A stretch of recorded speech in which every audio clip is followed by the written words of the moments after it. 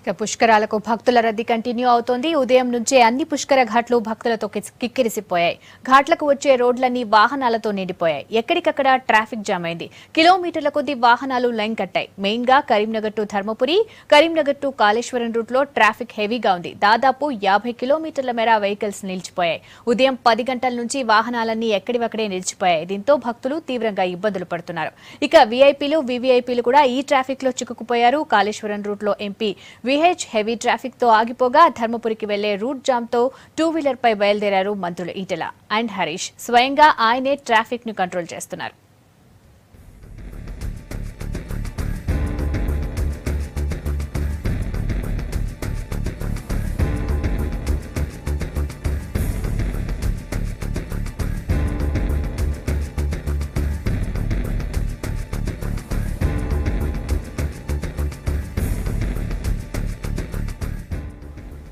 పుష్కరాలకు భక్తుల రద్దీ కంటిన్యూ అవుతోంది. ఉదయం నుంచే అన్ని పుష్కర ఘాట్లు భక్తులతో కిక్కిరిసిపోయాయి. ఘాట్లకు వచ్చే రోడ్లన్నీ వాహనాలతో నిండిపోయాయి. ఎక్కడికక్కడ ట్రాఫిక్ జామ్ అయింది. కిలోమీటర్ల కొద్దీ వాహనాలు లైన్ కట్టాయి. మెయిన్ గా Karimnagar to Dharmapuri, Karimnagar to Kaleshwaram route లో ట్రాఫిక్ హెవీగా ఉంది. దాదాపు 50 కిలోమీటర్ల మేర వెహికల్స్ అన్ని నిలిచిపోయాయి. ఉదయం 10 గంటల నుంచి వాహనాలన్నీ ఎక్కడివక్కడే నిలిచిపోయాయి. దీంతో భక్తులు తీవ్రంగా ఇబ్బందులు పడుతున్నారు. ఇక వీఐపీలు, వీవీఐపీలు కూడా ఈ ట్రాఫిక్ లోనే చిక్కుకుపోయారు. కాళేశ్వరం రూట్ లో ఎంపీ విహెచ్ హెవీ ట్రాఫిక్ తో ఆగిపోగా ధర్మపురికి వెళ్లే రూట్ జామ్ తో 2-వీలర్ పై బయలుదేరారు మంత్రులు ఈటెల అండ్ హరీష్. స్వయంగా ఆయనే ట్రాఫిక్ ను కంట్రోల్ చేస్తున్నారు.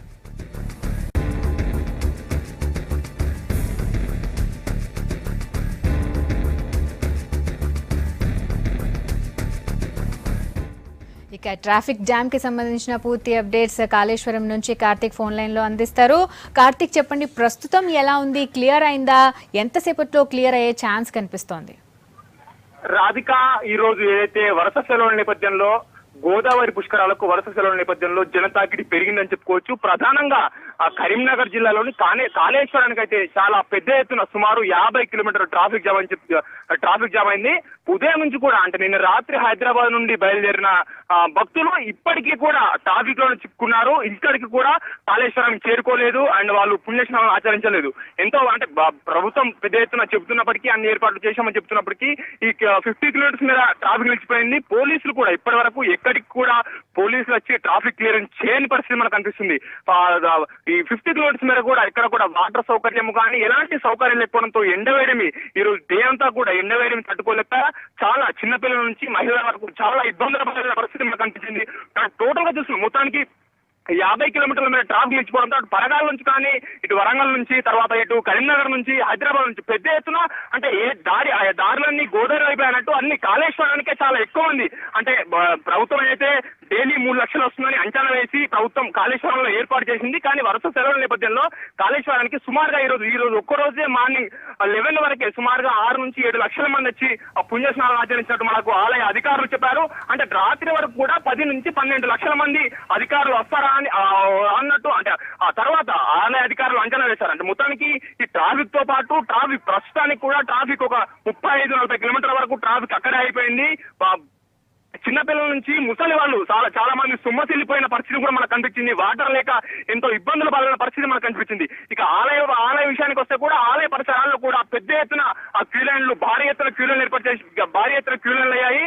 అధికారులు, అంటే పోలీస్ అధికారులు కూడా ఇక్కడ ట్రాఫిక్ కానీ అక్కడ ఆలయాల దగ్గర కానీ ఎలాంటి చర్యలు తీసుకోవడం లేదు. భక్తులు నానా ఇబ్బందులు, తాగునీటి కోసం కానీ ఇతర మౌలిక వసతులు కూడా ప్రభుత్వం ఏర్పాటు చేయలేదు. నానా ఇబ్బందులు పడుతున్న పరిస్థితి మనకు కనిపిస్తుంది. రాధిక, రైట్. కార్తిక్, అంటే 2-వీలర్ పైన ఇటు మంత్రి హరీష్, ఈటల ఇద్దరు కూడా ట్రాఫిక్ ని వాళ్ళే స్వయంగా కంట్రోల్ చేస్తున్నారు, వాళ్ళే అటు ఇటు పంపిస్తున్నారు అని చెప్తున్నారు. అంటే అసలు పొరపాటు ఎక్కడ జరిగింది? ఇంత ట్రాఫిక్ జామ్ కావడానికి ఎందుకు, అసలు రీజన్ ఏంటి?